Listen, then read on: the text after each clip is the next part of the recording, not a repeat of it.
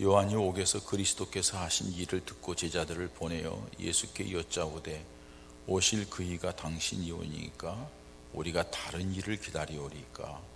예수께서 대답하여 이르시되 너희가 가서 듣고 보는 것을 요한에게 알리되 맹인이 보며 못 걷는 사람이 걸으며 나병 환자가 깨끗함을 받으며 못 듣는 자가 들으며 죽은 자가 살아나며 가난한 자에게 복음이 전파된다 하라.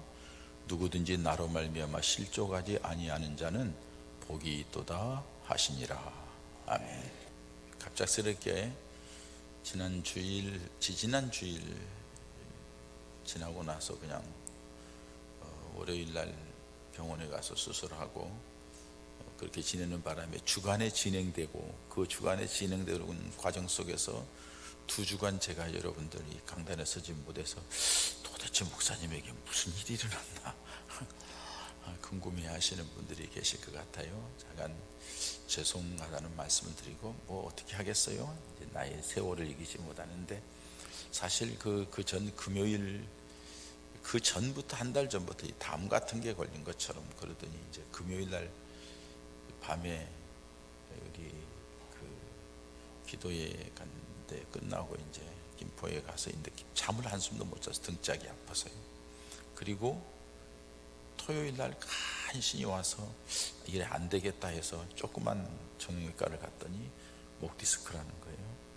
내가 생각했을 때는 이렇게 목 디스크가 이렇게 아프면 이런 작은 병원에서는 안 되겠다 생각해서 이제 전문 병원, 큰 병원을 가려고 준비했는데 우리 집사님도 귀하게 알려주셔서 자기 거기서 치료를 받았는데 괜찮다고 해서는 전문 병원으로 갔어요.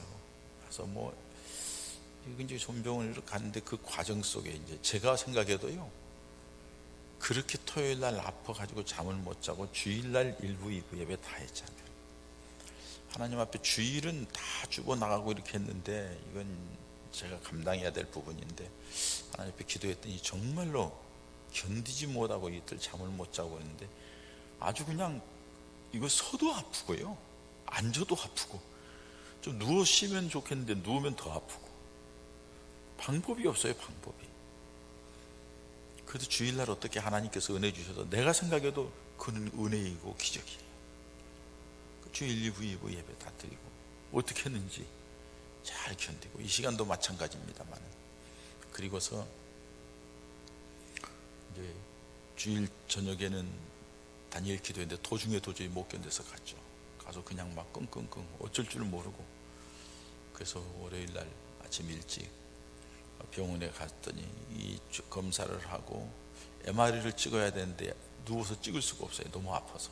그래서 최고 강한 첫 번째 마취를 했는데 안 되니까 두 번째 아주 강력한 마약 주사를 놓고서는 그것도 아픈데 간신히 그 시간에 안 되면 수술을 못 한다니까 또 연기된다니까 이거 빨리 나아야 되니까 내가 25분 동안 참겠다고 통속에 들어가서 참고서 찍고서 이제 그날 저녁에 5시 반에 들어가서 나와보니까 9시 10분이더라고요 뭐 이렇게 좀 심하게 터져서 다 긁어내고 이렇게 한다. 지금 이게 여러분들 디스크 수술하면 뒤에서 이제 목뼈니까 안 줄 알았는데 앞으로 들어갑니다. 앞으로 목에 2cm 정도 째가지고 들어가서 요 기도를 요쪽으로 식도도 요쪽으로 하고선 이제 긁어내고 이게 인공 디스크 꽂고 이렇게 다시 온시키는데 그 과정 속에 이 신경 다발이 다 지나가니까 지금 손도 저리고 이쪽 손은 제가 이렇게 짚으면 넘어져요. 그러니까 이거 조심하고 다리에 힘이 없어요. 왜냐하면 이 목을 못 움직이니까 운동을 못 하니까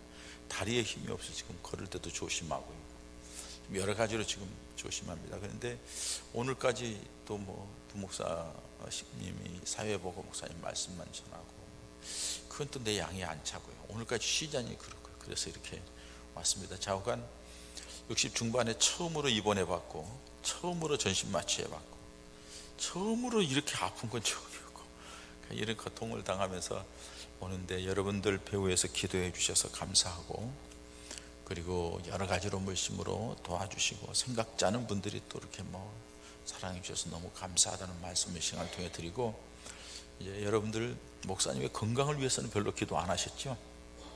너무 건강하니까 그동안에 이제는 저희 건강을 위해서도 기도해 주시고 남은 사역을 위해서도 정말로 조목조목 구체적으로 기도해 주시면 대단히 감사하겠습니다. 하여간 하나님께서 이 일을 통해서 저에게 깨닫게 하시는 여러 가지 것을 생각하게 하셨고요.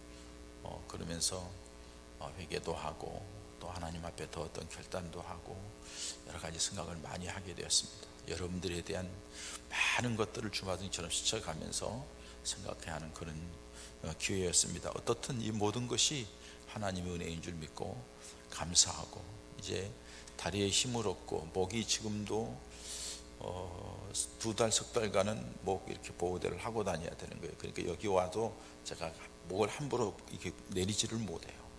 내리지를 못하고 의사가 조심하라고 그랬으니까요.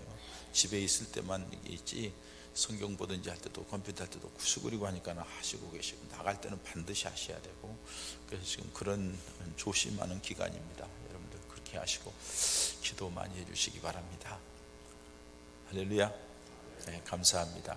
또 제가 이래 되니까 또 기도하시는 분들이 더 많아져서 한편으로는 또 감사드려요. 자, 우리가 이 대림절을 만드는데, 대림절은 예수님께서 이 땅에 오신 것을 기다리는 절기죠. 그러니까 초림 예수님을 기다리는 절기, 그런 것처럼 다시 오실 때 오실 예수님을 우리가 어떻게 기다려야 되겠는가 하는 것에 대해서 깨닫게 하고 다시 한번 다짐하게 하는 절기가 이 대림절이거든요.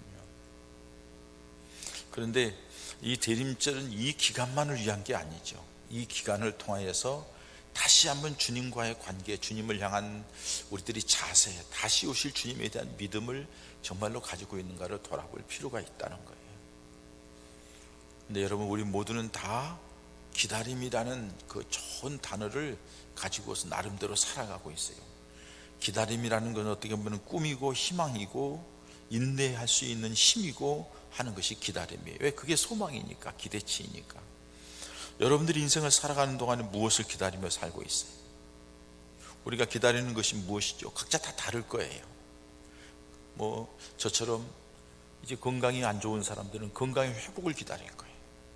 그리고 아파트 한 채를 기다리는 사람도 있고, 우리 박성봉 장로님은 요게 들어갈 날 기다리죠? 짓고 나면 우미린 아파트, 꿈에 그리던 우미린 아파트, 저거 얼마나 말이 많은데 지어지면 들어갈 거 기다려요.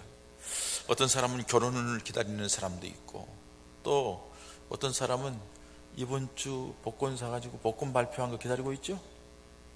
맞을까 안 맞을까, 맞으면 대박인데, 다 군대 간 나이가 돌아오기를 기다리는 사람, 멀리 떨어져 있던 사람들을 만나고 싶어서 약속한 날을 기다리고 있는 사람, 다 나름대로 기다리고 있어요. 저도 완치를 기다리고 있어요.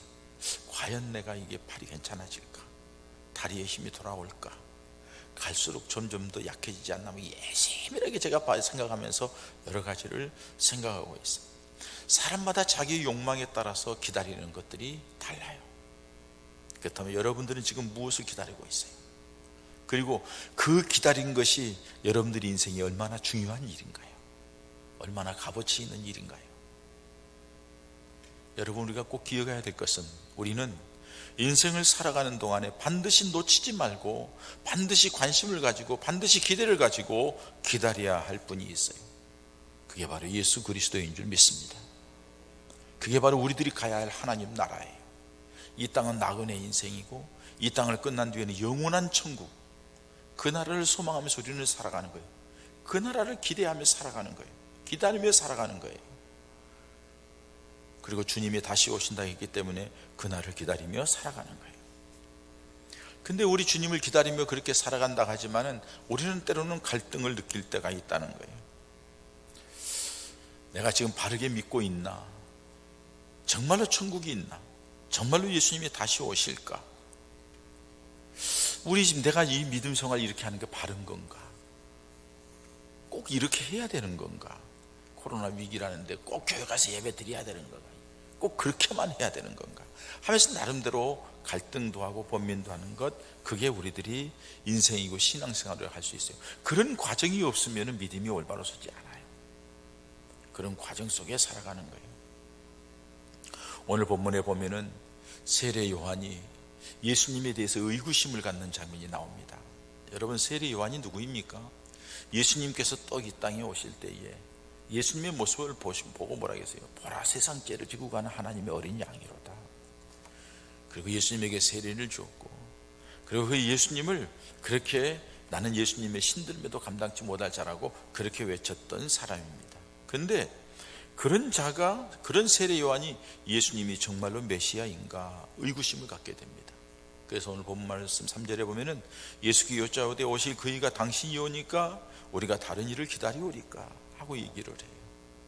왜 그랬냐 하면은 세례 요한이 생각할 때는 예수님이 이 땅에 오실 때에는 보면 도끼가 이미 나무 뿌리에 놓였으니 좋은 열매 맺지 않은 자마다 찍어버려 던지리라 하면서 아주 예수님에 대해서 정말로 강력하게 그렇게 얘기를 했던 그런 세례 요한이기 때문에 예수님이 이 땅에 오시면은 다 정리하고 심판하고 다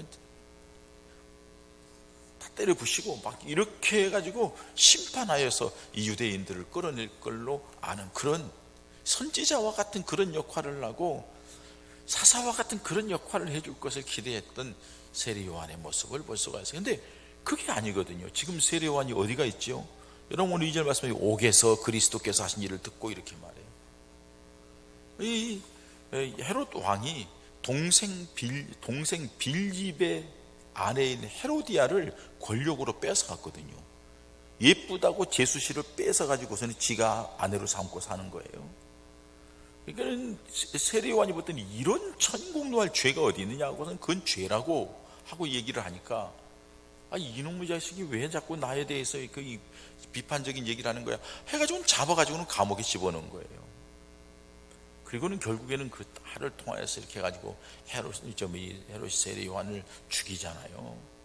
그 감옥에 갇혀있는 그런 상황인데 예수님이 하는 걸 가만히 들어보니까는 뭐 병든 자하고 있고 뭐 약한 자하고 있고 뭐 아니 오셨으면 이게 아닌데 왜 이렇게 하시지? 와서 당당하게 다 잘못에 대해서 책망하고 꾸짖고 뭐 이렇게 해야 되는데 왜 예수님이 그렇게 가만히 그렇게 가시지? 하니까 의구심이 생긴 거예요. 그랬더니 예수님께서 하시는 말씀이 제자들에게 야 너희들이 보고 들은 것을 세례 요한에게 알리라 하고서 누구든지 나로 말미암아 실족시 아니하는 자는 복이 있도다 이렇게 말씀을 하셨어요. 여러분 이 말씀 속에는 아주 중요한 의미가 들어있죠. 세례 요한이 왜 그런 갈등을 느꼈죠? 자기중심적인 생각 때문에 갈등을 느끼는 거예요. 자기중심적인 예수님은 이렇게 해줄 거야. 예수님이 이렇게 하셔야 돼. 나를 사랑한다니까 이렇게 하실 거야. 나름대로 자기들이 생각하는 것들을 딱 정해놓고 그렇게 안 해주면 시험 드는 거예요. 근데 여러분 기억하세요. 주권은 누구에게 있어요? 하나님께 있어요. 그리고 그 주권을 행사하는 하나님께서 어떻게 초점을 두시죠? 오늘 예수님 말씀하신 대로 약한 자 고쳐, 강하게 병든 자 고쳐주고 죽은 자 살려주시고 외로운 자 함께 하시면서 무슨 얘기예요? 주님은 사람을 귀하게 여기고 그 사람을 세우고 그 사람을 귀하게 영광 돌리게 하고 치유하고 회복하고 하나님 앞에 바르게 서가게 하는 것이 예수님의 역할이라는 거예요. 단순히 육신적인 어떤 것 작은 기도의 제목들 이런 걸 이루어주는 것이 하나님의 계획이 아니라는 거예요. 그러니까 그런 것 때문에 실족하지 않는 것이 중요하다. 내 생각과 다르다고 그렇게 하지 말아요. 예수님은 사람을 사랑하고 그 모든 사람에게 은혜와 복을 주시기를 원하는 것이 예수님입니다. 자, 이제 우리는 이 땅에 살아가면서 그 주님의 은혜가 우리에게 임하기를 기다리고 그 주님이 우리에게 다시 오실 때에 그 주님을 만나기를 기다리며 살아가는 것이 우리 믿음 생활입니다.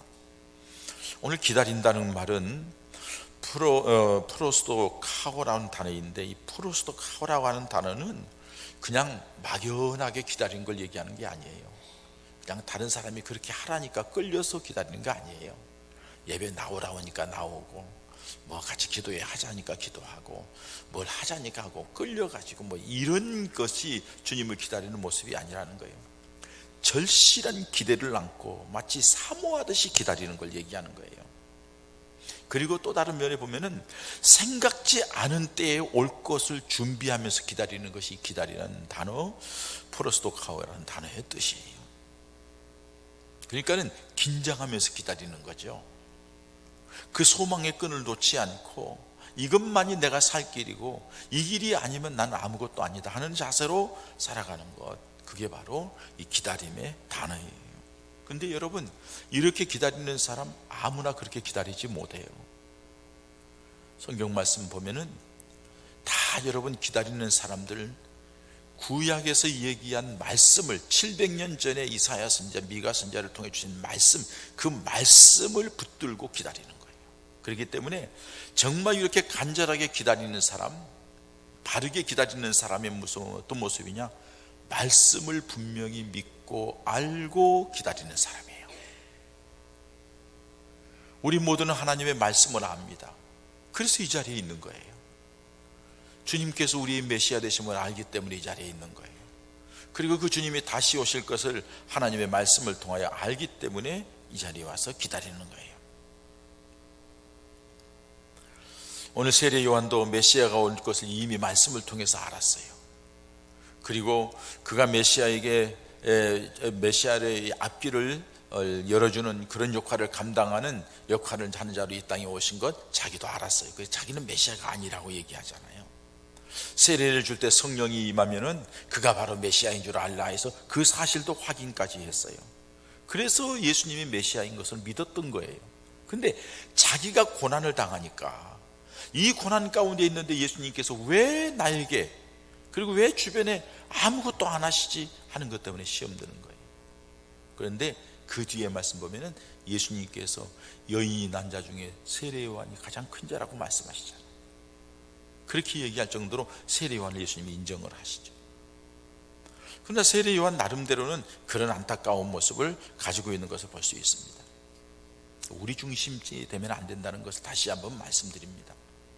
여러분, 근데 하나님의 약속의 말씀을 분명히 믿고 그 분명히 말씀을 알고 믿고 있는 사람이 기다리는데 왜 많은 사람들이 예수님에 대해서 무관심으로 살아갈까요? 하나님의 말씀을 알지 못하기 때문이죠. 하나님의 말씀을 알지 못하기 때문에, 아예 알지를 못해요. 예수님을 알지 못하고 예수님에 대해서 관심도 없고 알려고도 하지 않고, 그게 바로 엄청난 결과를 가져온다는 거죠. 그렇기 때문에 우리는 땅끝까지 이르러 복음을 전하는 거예요. 알지 못한 사람에게 어떻든 알게 하는 것, 이게 하나님 우리를 먼저 부르신 뜻이고 하나님의 교회를 세우신 뜻이에요. 선교적인 사명을 잘 감당한, 이게 우리들의 목적이에요. 삶의 목적. 또 한 가지는 구세주가 오시고 메시아가 오신다는 약속의 말씀을 듣기는 들어도 믿지를 않는 사람들이죠. 듣기는 들어도 믿지를 않아요. 오늘날 여러분 믿음의 사람들도 마찬가지죠. 하나님의 말씀을 듣기는 들었어요. 알기는 알아요. 그런데 그 말씀을, 그 기다림이라는 단어처럼, 아 정말로 주님이 재림하신다겠어 하면서 다시 오실 주님, 아니 주님이 마지막 때 은혜 주신다겠어, 그 은혜를 사모하며 기다리는 그 자세가 우리에게는 흩어져 있어요. 왜? 그 말씀을 그렇게 중요하게 여기지를 않아요. 한번 여러분 우리들의 모습을 생각해 보십시다. 성탄절을 맞으면 감사하고 기뻐하는 마음이 있는 사람이 있지만은 믿음이 없는 사람은 예수님에 대해서 관심이 없다는 거예요. 이 사람도 전도 대상자들이에요. 듣기는 들어도 관심을 갖지 않는 사람, 믿지 않는 사람, 이미 아무것도 못 들은 오지에 있는 사람들, 그 사람들에게 전해야 되지만은 들어도 믿지 않는 사람에게도 전도의 대상자가 돼야 되고, 또 하나는 하나님의 약속하신 말씀에 관심이 없기 때문에 그래요. 세 번째로는 관심이 없어요. 주님이 오신다는 약속을 이미 주었는데도 그 사람들이 말씀에 대해 관심을 갖지 않기 때문에 예수님에 대해서도 관심이 없어요. 예수님을 믿는 일에 관심이 없고 예수님을 믿으면서도 재림 예수님에 대하여서 기다리는 것에 관심이 없어요. 이 말은 무슨 말일까요, 여러분? 믿음의 사람들이 정말로 중요한 것은 예수님이고, 정말로 중요한 것은 예수님의 은혜를 기다려야 되고, 정말로 중요한 것은 다시 오실 예수님을 기다려야 되는데, 살아가면서 사람들이 그 관심, 주님에 대한 관심보다도 다른 데에 관심을 가지고 있다. 그게 뭘까요? 세례 요한처럼 자기 육신적인 생각, 자기가 꿈꾸고 있는 것, 자기가 목적하고 있는 것, 자기가 갖고 싶은 것, 자기가 이루고 싶은 것, 자기, 이것에 대해서 관심이 지대. 그러니까는 예수 믿는 사람들이 예수님이 계시지 않는 거예요, 마음속에. 있는 것처럼, 여러분 누가복음 2장에 보면은 예수님이 함께하는 줄 알고 그냥 하루 길을 가잖아요. 없으니까 3일 길을 찾잖아요. 착각하고 있는 거예요. 예수님이 함께하고 있는 걸로, 예수님을 믿으면 주님이 함께하고 있는 거예요. 주님은 주님을 찾는 자들에게 함께하고, 아니 옆에 가까이 계시 함께하시긴 함께하지만 그 주님의 역사와 능력은 주님을 찾는 사람에게, 주님을 기다리는 사람에게, 주님을 사모한 사람에게 임하거든요. 근데 주님 까맣게 잊어버리고 다녀서 사건 터지고 일 터지는데 주님이 내게 왜 이렇게 하시는지 모르겠다고. 언제 찾았어요? 그 문제를 놓고 주님 앞에, 여러분들이 찾다고 하면서 기도 한번 해봤어요? 그 문제를 놓고 주님 앞에 기도하고 했나요? 주님이 원하신 길로 지금 가고 있는가 한 번쯤 주님 앞에 묻고 했나요? 그렇지도 않고 이래놓고서는 주님이 내게 이렇게 하신다고, 그렇게 안타까운 모습을 볼 수가 있습니다. 육신적인 욕망이나 세상적인 어떤 것에 우리의 마음을 빼앗겼어요. 무엇이 더 귀중한가? 믿음이 가장 귀중하고, 예수 그리스도가 가장 귀중하고, 우리는 하나님 나라가 귀중하고, 우리 주님이 이 땅에 오실 것을 기다리며 살아가는 그 믿음이 우리에게는 가장 귀중한데, 우리는 육신의 것, 세상의 것, 내게 어떤 이 잠깐 있다 없어질 세상의 것에 매여가지고 자꾸 주님에 대한 관심을 잃어버린다 하면은 이거는 얼마나 안타까운 일인지 모릅니다. 주님에 대한 관심을 가지고, 재림에 대한 관심을 가지고 있는 사람은 하나님의 말씀에 대해 관심을 가지고 있는 사람이고, 그 하나님의 말씀에 대해서 관심을 가지고 있고 기다리는 사람은 그 말씀 속에서 주님이 오실 때에 어떤 징조들이 나타날 것인가를 말씀에는 그 말씀에도 관심을 갖는 거예요.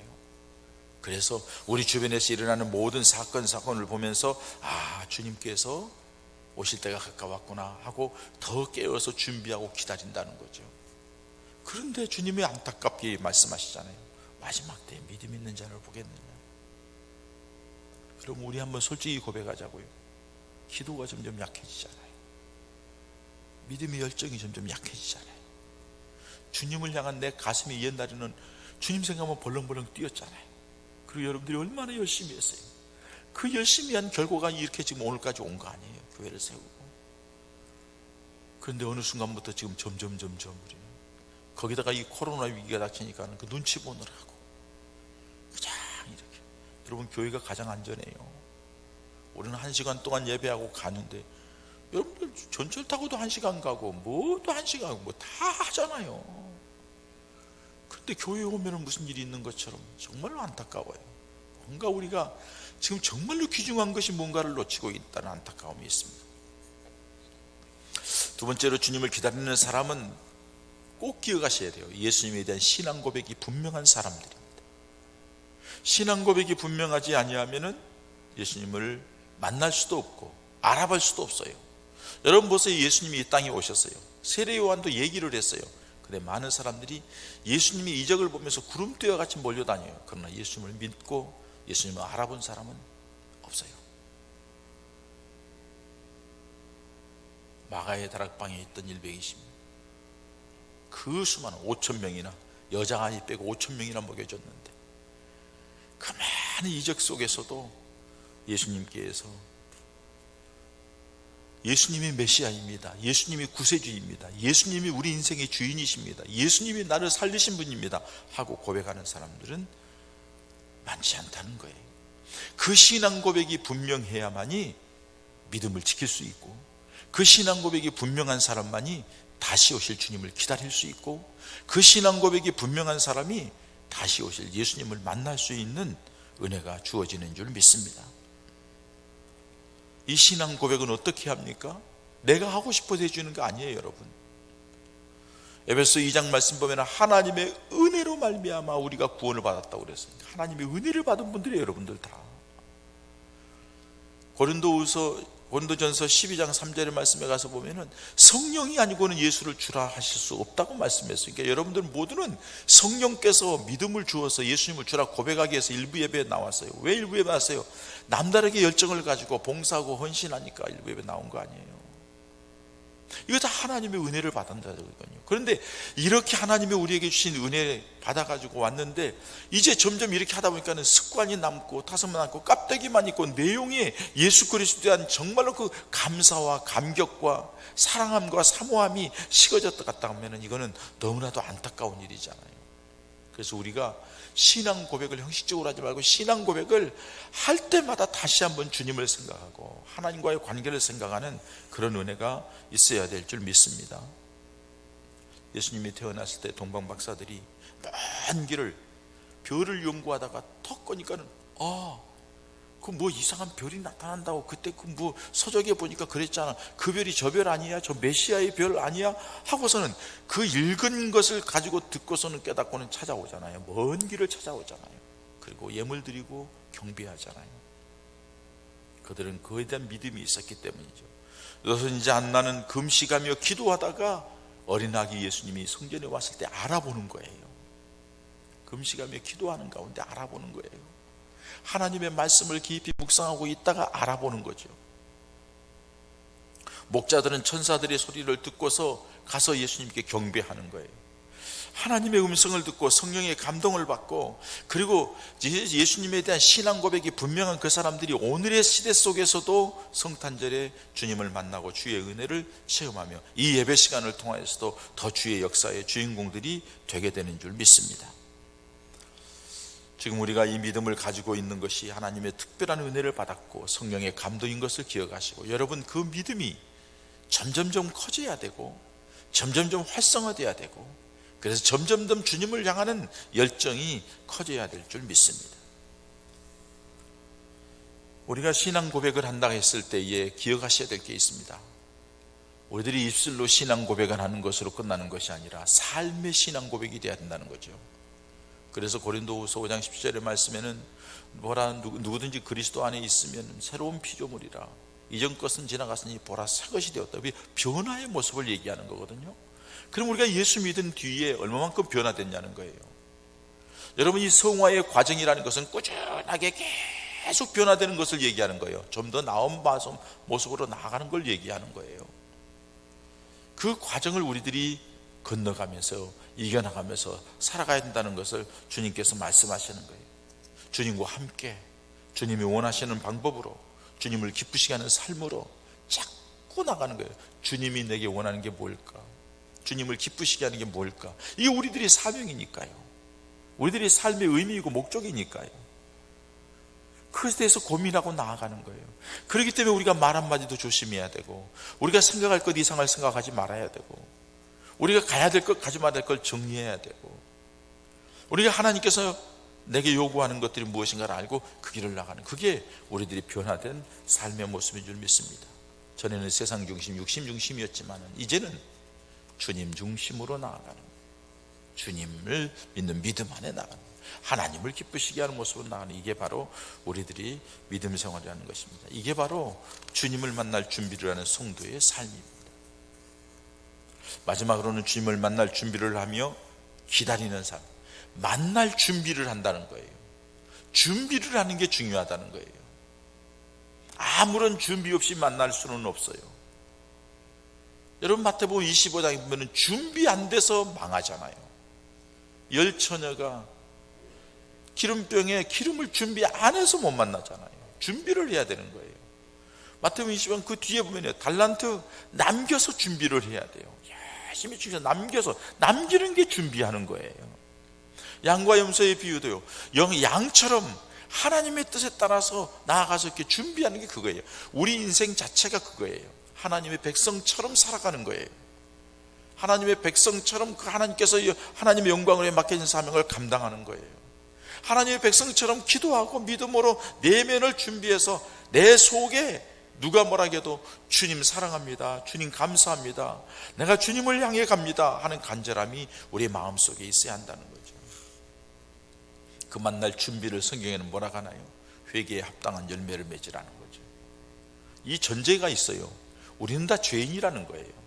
그렇기 때문에 다 회개할 수밖에 없는 존재라는 거예요. 그러니까 회개를 자꾸 하라는 거예요. 해서 회개라는 거 뭐예요? 우리 자신을 돌아보고 잘못된 것을 정리하라는 거예요. 자꾸 세례요한도 회개하라 천국이 가까웠느니라. 예수님도 첫마디가 회개하라 천국이 가까웠느니라. 그러니까 주님을 만날 준비하는 사람은 회개하는 것이 일상이 돼야 돼요. 자신을 돌아보고 하나님의 사람으로 만들어가는 거지요. 그리고 사명을 잘 감당하는 거예요. 목사로, 장로로, 권사로, 안수집사로, 집사로, 권찰로, 때로는 교사로, 구역장으로, 성가대원으로, 교회 안에서 여러 가지 찬양단, 여러 가지 맡은 일들이 많잖아요. 그 일에 아무것도 안 한다고 하면 그거는 여러분 직무유기입니다. 주님이 뭐라 할까요? 나는 너를 위하여 십자가에 죽었는데 너 나 위해 산 게 뭐가 있느냐고 물어보면 뭐라 할 거예요? 뭐라 할 거예요? 내가 너 생명 살려주는 것 세상 일 하라고 살려준 줄 알아? 내가 너 생명 살려준 것 나를 위하여 나와 함께 하자고, 내 일 좀 하라고 살려준 거지. 근데 우리들이 지금 어디에 초점을 맞추고 있나요? 주님을 만날 준비를 하지 않는 사람들의 모습이 우리들의 모습이 아닌지 한번 생각해 봐야 돼요. 왜 그러느냐? 언제 주님 오실지 모르니까. 도적같이 오신다고 했으니까 모르는 거예요. 수술을 했는데요, 3시간 반, 4시간 정도 있다가 막 저를 흔들더라고요. 숨 쉬세요, 숨 쉬세요. 숨 안 쉬면 큰일 납니다. 들리세요? 눈 뜨세요, 눈 뜨세요. 눈 뜨시라고요. 환자분 눈 뜨세요. 눈은 개슴차려하게 떴는데요, 불빛이 그냥 흐릿하게 보이고 사람도 그림자 같은 게 왔다 갔다 하고 흐릿하게 보여요. 숨이 안 쉬어지는 거예요. 그러니까 막 제가요 거기 누워가지고 막 발버둥을 치더라고요. 숨 쉬려고 막 이 사람들이 날 착 붙잡고요, 숨 쉬시라, 숨 안 쉬면 큰일 난다. 그런데 한번 확 들어마시니까 이게 딱 걸리는 것 같아요. 그러더니 숨이 쉬어지더라고요. 그리고서 눈이 막 흐릿하게 뿌옇게 보여지는데 조금 지나니까 여기가 어디입니까? 물어보더라고요.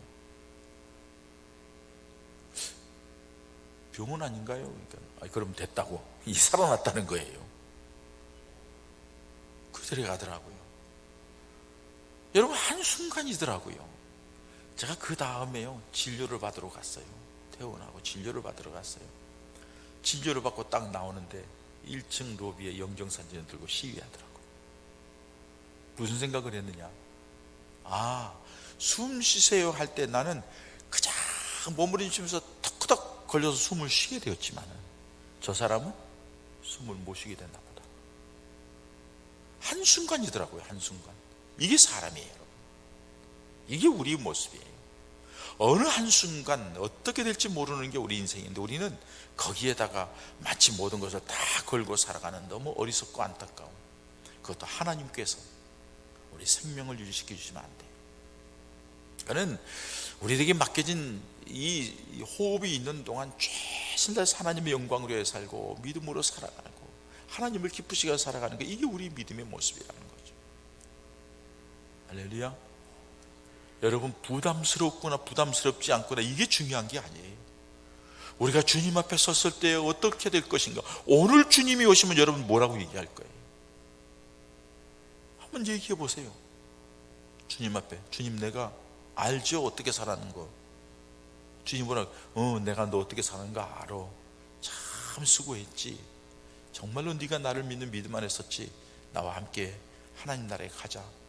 데리고 올라가. 너 뭘 했는데? 존 케네디 목사님의 말처럼 넌 뭘 했는데? 내가 너를 무슨 이유로 데리고 가야 되지? 천국에? 너 얘기해봐. 할 말이 있습니까? 세상 일, 육신의 일만 열심히 하다가 끝났는데. 마지막으로 거룩한 생활을 하며 기다려야 한다는 거예요. 회개하는 것은 자신을 깨끗게 하는 것이고, 그리고 회의 깨끗함을 유지하는 것은 거룩한 생활이에요. 우리 스스로가 하나님의 자녀답게, 빛의 자녀답게, 착함과 의로움과 진실함으로, 빛의 자녀답게 착함과 의로움과 진실함으로 소금처럼 물들지 않고 하나님의 백성으로, 왕따를 당하건 미움을 당하건 뭐라 하는 그래도 하나님의 백성이야. 그거는 여러분 세상이 너희를 미워하거든 당연히 여기라 이거예요. 왜? 너희를 미워하기 전에 나를 미워했다고 요한복음에 말씀하시잖아요. 너희들이 미워하는 건 당연한 거고, 너희들이 그렇게 되는 것은 내 편에 있다는 것을 증명하는 거다. 도리어 그게 감사가 돼야 되는 거예요. 눈치 보고 그 사람들 편에 서서 뭘 하려고 할 게 아니라 주님 편에서 외롭고 힘들더라도 그 길을 걸어가는 것, 이게 거룩한 백성이에요. 오염되지 않은 백성이에요. 하나님께서 내가 거룩하니 너희도 거룩하라고 말씀하고, 세상에 거룩한 영향력을 미치는 것이 지금 당장은 아니지만은 시간이 지나면서 점점 드러나게 된다는 겁니다. 말씀을 마칩니다. 사랑하는 성도 여러분, 우리는 이 세상에서 무엇을 기다리는 것이 아니라, 다른 세상이 어떤 걸 기다리는 것이 아니라 주님 오실 날을 기다리며 살아야 되는 믿음의 성도들인 줄 믿습니다. 하나님의 자녀들인 줄 믿습니다. 그러면 어떻게 해야 될까요? 하나님의 말씀에 어떻게 말씀하고 있는지를 잘 보십시오. 주님이 어떻게 오신다고 했는지, 그 시대가 어떤 일들이 일어난다고 했는지, 그리고 내 믿음이 어떤지를 한번 내 믿음을 점검하고, 정말 주님을 믿는 믿음이 확실한지를 점검하고, 그리고 잘 준비해서 살아야 되는데 맡겨진 사명, 그리고 하나님을 기쁘게 하는 모습으로 살아가면서 정리할 건 정리하고 얘기하며 살아서 우리 주님이 우리들과 함께하는 삶의 여정이 삶 속에서 증거가 되고 보여지고 나타나는 은혜가 있어지기를 주님의 이름으로 축원합니다. 시간 우리 함께 하나님 앞에 기도하십시다. 주님, 내 믿음의 현주소는 어디입니까? 내가 무엇을 기다리며 살아가고 있습니까? 주님을 기다리는 삶이 내 인생인데 그 주님을 기다리라고 하신 말씀을 까맣게 잊어버린 거 용서하시고, 이제부터 주님을 기다리며 주님을 기다리는 모습으로 살아가겠다고 다짐하는 믿음의 결단을 하는 시간 되시기 바랍니다. 함께 기도하십시다. 아버지 하나님, 하나님께서 우리를 사랑하시면서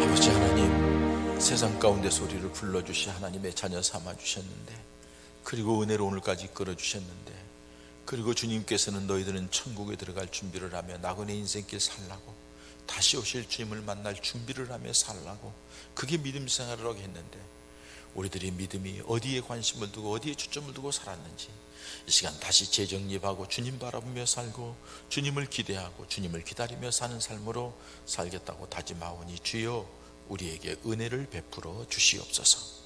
그리고 살아가면서 매일매일 그 은혜 속에서 주님을 향하여 한 걸음 한 걸음 나아가는 복된 하나님의 사람들로 인도하여 주시옵소서. 예수님의 이름으로 기도하옵나이다. 아멘.